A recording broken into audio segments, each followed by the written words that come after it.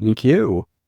Okay, so my name is Jared Whalen, and like was said, I am on the visuals team at Axios, and today we'll be talking about how we use DatawRappr to create charts and batches. So a little context, if you're unfamiliar with, Axios is a newsroom that is focused on producing short-form content for both the web and for our newsletters. We have about 50 of those, and every week we are sending out hundreds of newsletters, so it's quite a bit of content.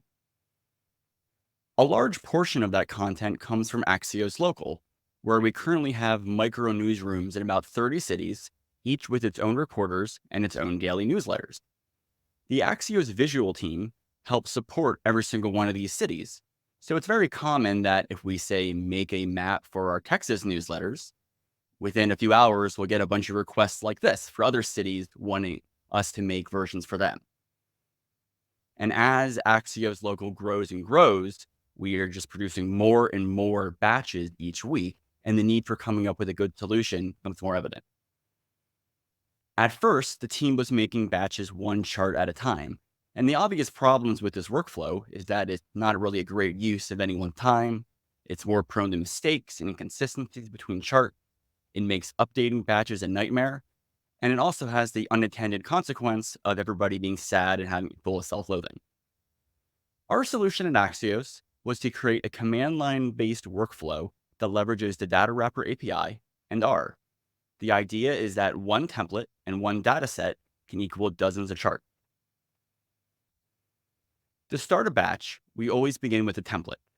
This chart and all of the styles would then be copied for each of our locals, and the underlying data will be updated. We can also update text and styles using a dynamic template pattern. For example, in this case, we have this series ID in the headline, and for every chart that is going to be updated with whatever that series ID is, whether it's a state name or a city. We then structure our data the same way that you would see it in DatawRappr. You see that we've also added a series ID column that represents each chunk or each section of data we want to split into. What that column allows us to do is we can then split this big data set into chart-sized chunks that we can then pass to our template.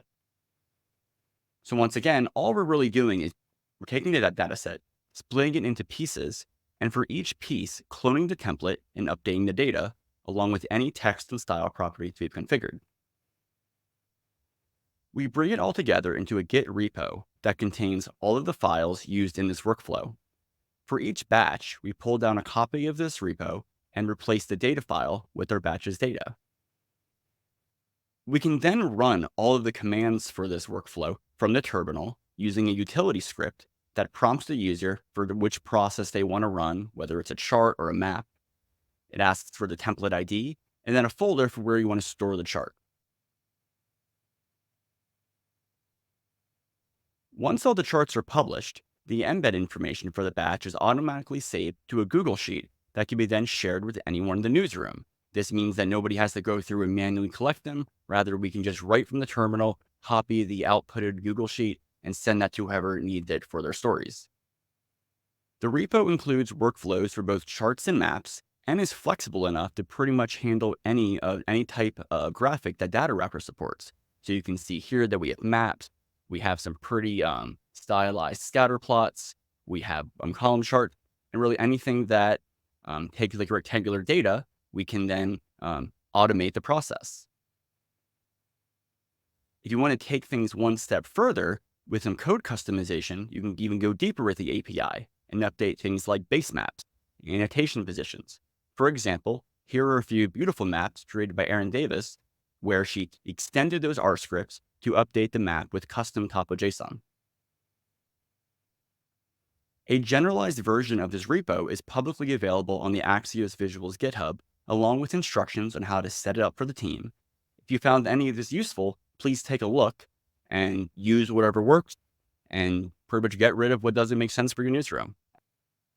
So what's next for the way we use the API and leverage DatawRappr? As batching has become a bigger and bigger part of Axios Local's mission, we've continued to find ways to improve this process. One example is we made a simple tool to view all the charts in a batch at once and at different device sizes.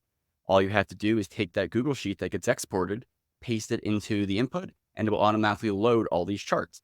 This allows for faster editing and sharing a preview with reporters. Another big example of how we're improving this workflow, and something that's kept me very busy recently, is we're actually converting that R-based command line tool into a SvelteKit GUI that fits into our internal tool ecosystem a little bit better. In addition to making batches just more approachable for those who are not comfortable working the terminal, it has allowed us to build in support for things like dynamic annotation placement and conditional property styling using menus and GUIs and things that people can actually manipulate rather than relying on flags in the command line. In summary, the DatawRapper API and a bit of planning can go a long way in helping you and your team save a lot of time and save some of your sanity. If you're interested in using Axios Visuals R-based workflow as a starting point and have any questions about that repo, please feel free to reach out to me. Thank you for listening. Thanks, Jared. That was fantastic and every bit as interesting as I thought it was going to be. Perfect. I love the text variables. I don't know that I've ever seen those in action like that, so kudos. All right. In our blog post where we announced you as one of our speakers, you mentioned that one of your number one tips for people working with DatawRappr and wanting to kind of get better was to reach out to the DatawRappr community, look around and see what other people are doing. I wanted to know, where do you look for DatawRappr community kind of mindset? Since we've talked about Twitter and these places, these kind of third spaces in the tech world are kind of vanishing. Where do you look for DatawRappr specific community like that? Sure. So a great space is, like, if you're familiar with the News Nerdery Slack channel, which tends to be a lot of people in the news space, but there's also people there who are just information tellers. And like you said, as things like Twitter or X or whatever we're calling it become not as useful, places like that are a bit more focused tend to be a great spot. Another thing I would say is, just as DatawRappr gets used by more and more newsrooms, you can go to places that maybe used to rely on custom graphics teams for everything, now really relying on DatawRappr. And many times you'll look at a chart and you're not quite sure if that's DatawRappr, and you right click, you look at inspect it, and sure enough, they managed to really make that fit their style. And from there, it's really just kind of digging around into how they do it. Obviously, the DatawRappr blogs are a great way to find some tips and tricks and hacks. But really, it's just one of those things where if you see a chart you like, try recreating it in DatawRappr and see what's possible. Excellent tips. I love all of it. And shout out to our comms team for the great blog and to the News Nerdery Slack. Wow, great idea. We do have a couple of questions up in the chat that are a little bit more related to what you talked about today, so we can pivot a little bit. We have one from Emma Rubin. Can you speak more to dynamic annotation placement? What challenges have you had adding annotations to multiple automated charts at once, and how have you solved those? Sure. So the way that we are handling label placement, especially in the GUI, but this is possible with the R workflow as well, is whether it's in your data or a separate data file, just some way to associate that series ID. Like, let's say it's Philadelphia, basically making sure that that value linked up with however you're storing those annotation placement.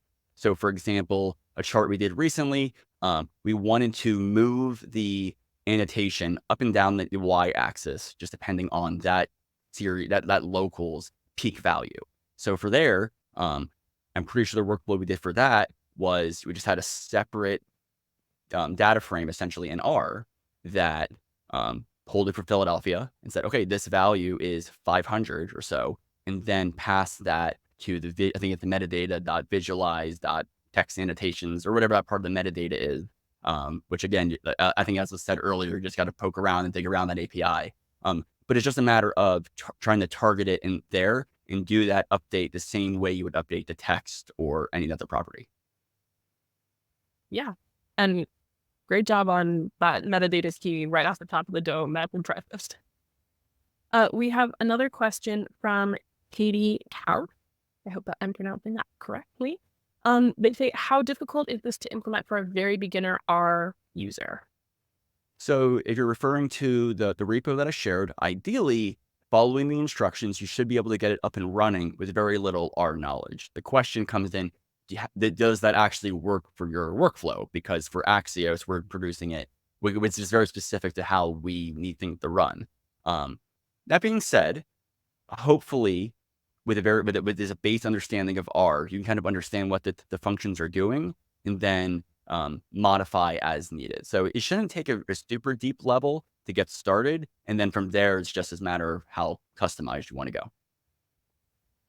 For advice, and thank you so much for sharing that repo. I'm sure that a lot of people in this whole conference will find that very useful.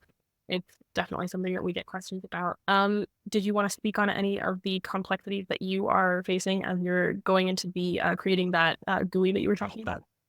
Sure. I think the biggest complexity that we're facing there is it's easy to understate when you're working with just scripts like R scripts that just they work. Either they work or they don't, as opposed to a user experience where you just have a lot more room for error. And errors tend to actually like crash the whole thing. And like we're building this thing that way it lives on like a Netlify server and it just has a lot more complication to it. So the reason why we are building that GUI is because we do this so often. We're easily doing 5, 6, 7 of these batches a week. So anything to speed up that process really helps the people doing them. That is like a very blue sky thing that we were able to make work without for several years. So I show that as like a fun thing that we're doing with the API, but by no means feel as though that's where you would have to use.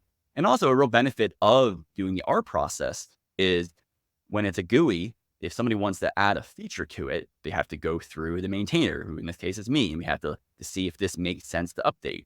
As opposed to the R workflow, every time you have a new batch, you download an instance or a copy of that repo, and you can customize to whatever you need. So for example, in those cases with those beautiful maps with the Topo.json uploads, Erin basically took her existing R script for her analysis and kind of pipe that into that workflow. So whether it's R, whether it's whatever your background is, learning how to just kind of take your existing workflow and funnel that into the API is very useful. Yeah, that sounds exactly right. And it definitely sounds like the guardrails there of the GUI will benefit Axios. So um, thank you for elaborating. And thank you so much for this wonderful talk. It was great to hear from you.